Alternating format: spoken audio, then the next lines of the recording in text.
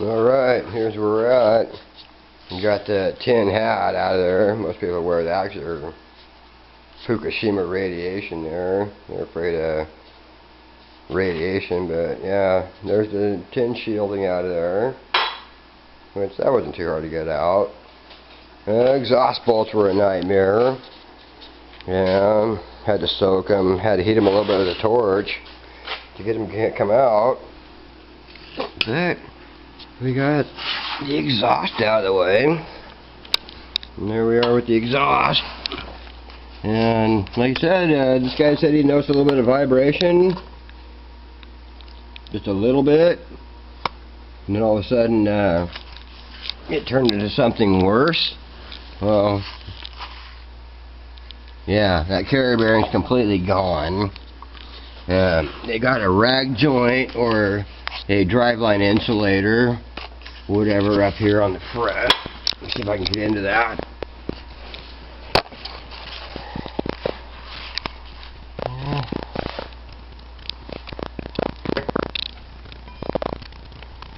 That's it right there. Nothing's pretty chewed up. So evidently this driveline vibration been happening for a while. Let's see if I can get into that. Just don't happen all of a sudden.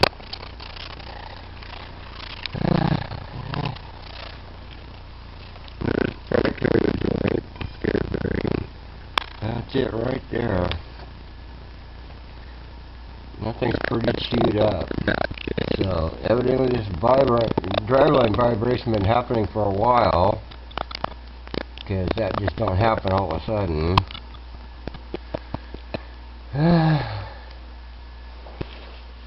There's part of the carrier joint, carrier bearing.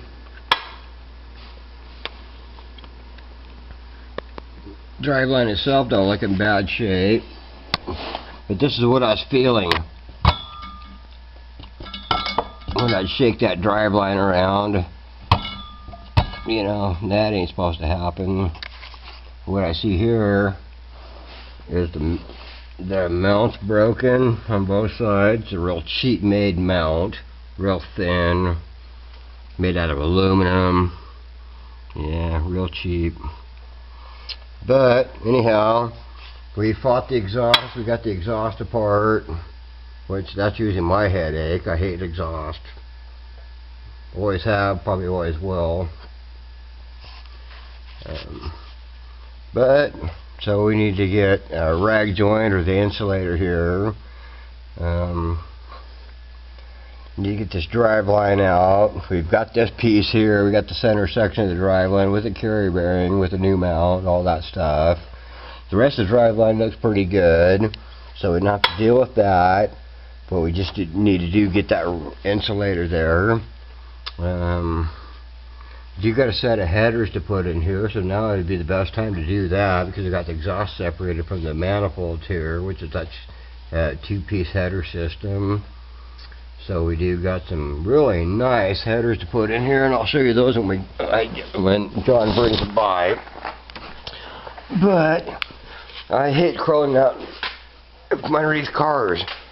The in and out. Besides taking your whole toolbox and stuff and putting it underneath the car, I mean, you always got to get the 100 sit-ups to do a drive line. So, and I've got 3 broken ribs in the front, 2 broken ribs in the back, and a broken collarbone. So I suffered that about 2 months ago in a recent motorcycle accident. So I'm still dealing with the pain of that. So this is not a whole lot of fun for me. But we're almost there. We do have one more part we got to get to finish up the drive line. But like I said, this is no better time than any to go ahead and put the headers in there. Like I said, that was one of the perks on this car and stuff. And, you know, a $500 set of headers that are all stainless steel, nice looking headers. But that's where they go, down that hole. So we have to take all this stuff out of the way. We have to strip the side of the motor down. Have a lot of stuff to get into to get those done. But yeah, it's probably well worth the effort, because we have them anyway. So no better time than any right now to go ahead and put them in. So unless he wants to sell them on eBay and get a couple $100 for them on eBay or something, then we're gonna go ahead and put those in while we got the exhaust out, you know, down. So we got the cover that goes to this. I think the kid tried to do his own tune-up on here. He said he did a tune-up on the car, but I don't really know if he did or not. I think he pulled the cover off and looked at that mess and said, you know, I think it was over his head as soon as he pulled the cover off. Because I've done a few of these and they're not fun. You know, you got probably 30 bolts. Got to take the coil packs off. Got to unsnap all the coil packs. Take those out. You know, take the wiring harness. I mean, there's a lot involved in just changing a spark plug in this thing or a coil pack.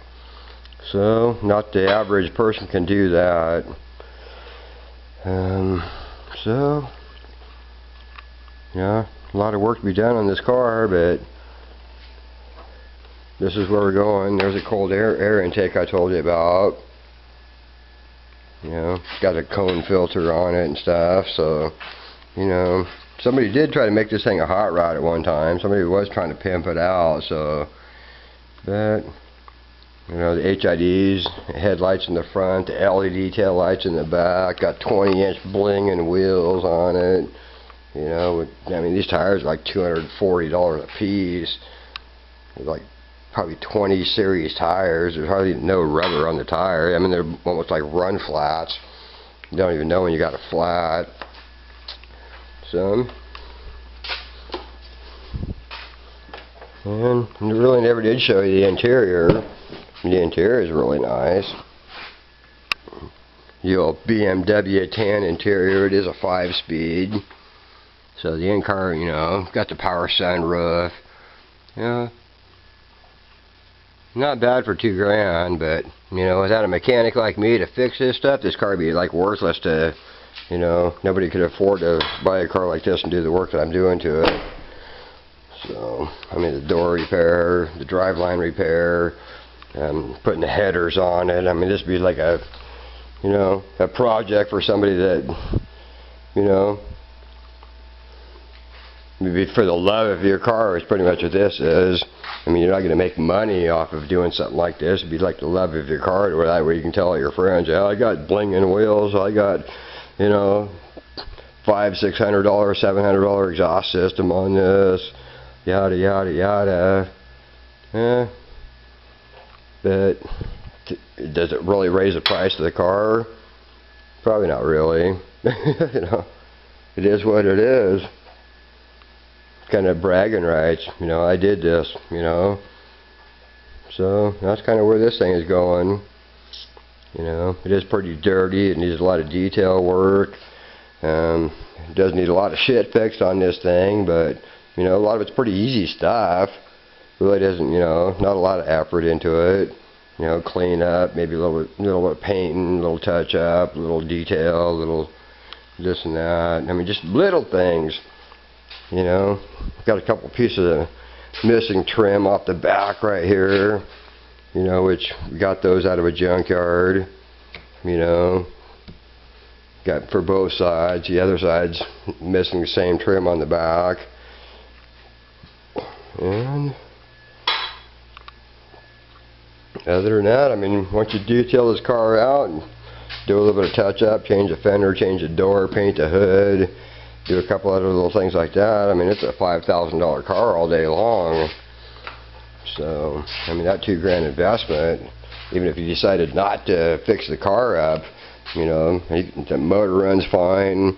I mean, he can get his money back out of the car, out of the motor itself, or just the tires, or, you know, just the headlights, the tail lights, all the custom stuff is on this. I mean, he can make his money back 3 times over just off the custom accessories on this car. So, this is what I do for a living. I take cars like this that are got a lot of potential, and I actually, you know, when they leave my shop and stuff, then they're like something that, you know, people envy. You know, it's like, I mean, they're clean, they run right, you know, they got the right stuff on them that people want on their cars. You know, there's a lot of stuff that people, well, I wish I had nice headers. I wish I had the halo headlights. I wish I had this. I wish I had that. I wish I had the 20-inch blinging wheels, you know, everything like that. So, I mean, most of those cars already got the goods. Just need to make it look good, make it presentable. So, that's where I come in. This is what I do. Take cars that's got a lot of potential, and when they leave my shop, then all the potential's there. You know, tinted windows. I mean, everything's power in this car. I mean, you know. So, alrighty. Well, like I said, there's our drive line we put in there, but there's a rag joint or an insulator that bolts onto this piece right here that goes into the flange in the transmission. There's like an isolator, rubber isolator bushing, take out noise and vibration or whatever. And that rag joint right there is all tore up, so, you know, you're going to check back to the junkyard and see if they still have that piece, if they just unbolted it and still left it to the transmission, or even if you got to buy a new one, then, yeah, then we can drive it. So, alrighty, well, got some tear down work to do. We're going to tear all this stuff off the side of the motor here so we can get into the headers, and unbolt the headers and drop those down, or the stock manifolds I should say, so we can put them blinging ass headers on here.